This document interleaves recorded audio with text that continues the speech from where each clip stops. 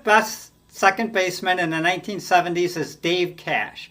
Dave Cash helped the Pittsburgh Pirates win the World Series in 1971, and then in the middle of the decade, he was a three-time All-Star with the Philadelphia Phillies. 4 times in the 1970s, he had 180 hits or more, including 1975 when he led the league with 213. He led the league in 1976 with 12 triples. He hit over 300 twice during the decade, and he had 89 runs or more 4 times, including 1975 when he had 111. The 4th best second baseman in the 1970s goes to Davey Johnson. I remember Johnson best as a manager of the 1986 World Champion New York Mets. But in the 1970s, he was an outstanding second baseman with the Baltimore Orioles and the Atlanta Braves. He started the decade off as a 1970 All-Star and a Gold Glove winner and helped the Baltimore Orioles win the World Series that year by hitting .333 in 8 playoff games with 2 home runs, 6 RBIs, and 6 runs scored. 1973 was his best year when he had 99 RBIs, he scored 83 runs, and his 43 home runs tied a major league record for most home runs in a season by a second baseman. That season also marked the first time in Major League history that a single team had 3 40 home run hitters in the same season. They had Johnson's 43, Darrell Evans hit 41 home runs for the Braves that year, and Hank Aaron hit 40 home runs, giving them 3.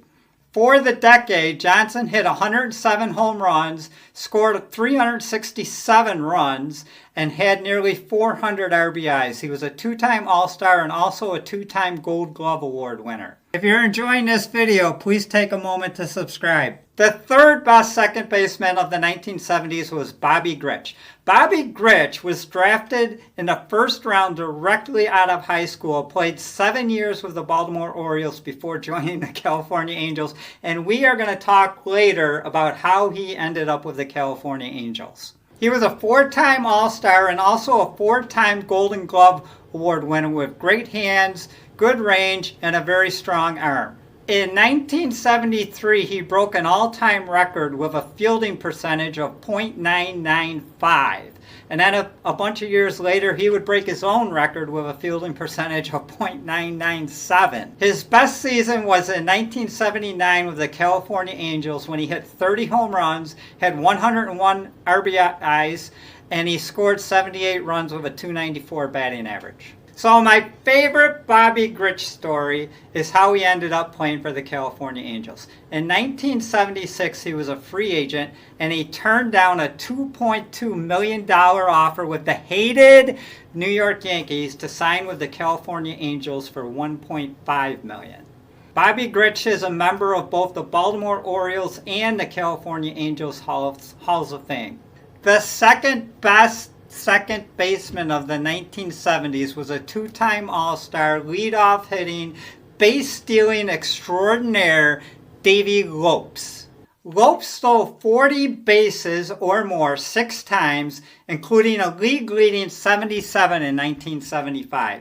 That season, he stole 38 consecutive bases without getting caught. What made his base-stealing exploits so extraordinary was his high success rate of 83%, which ranks 3rd best all time. In the 1978 playoffs against the Phillies and the hated New York Yankees, Lopes had 5 home runs, 12 RBIs, and a batting average of .341. Davey's best season was 1979. In addition to 44 stolen bases, he had 109 runs scored, 78 RBIs, and his 28 home runs makes him one of only 7 National League second basemen all time to hit that many home runs in one season. Far and away, the best second baseman of the 1970s was 9-time All-Star and 2-time MVP Joe Morgan. For the decade, Morgan had 173 home runs, nearly 500 stolen bases, and he had over 100 runs scored in 7 different seasons. He led the league in on-base percentage 4 times, and 5 times he was a Gold Glove Award winner. Essentially, he could do it all. He led the Cincinnati Reds' Big Red Machine to 2 World Series championships, and he is considered to be one of the best, if not the best, second baseman of all time. Baseball historian Bill James ranks Joe Morgan ahead of Eddie Collins and Rogers Hornsby as the greatest second baseman of all time.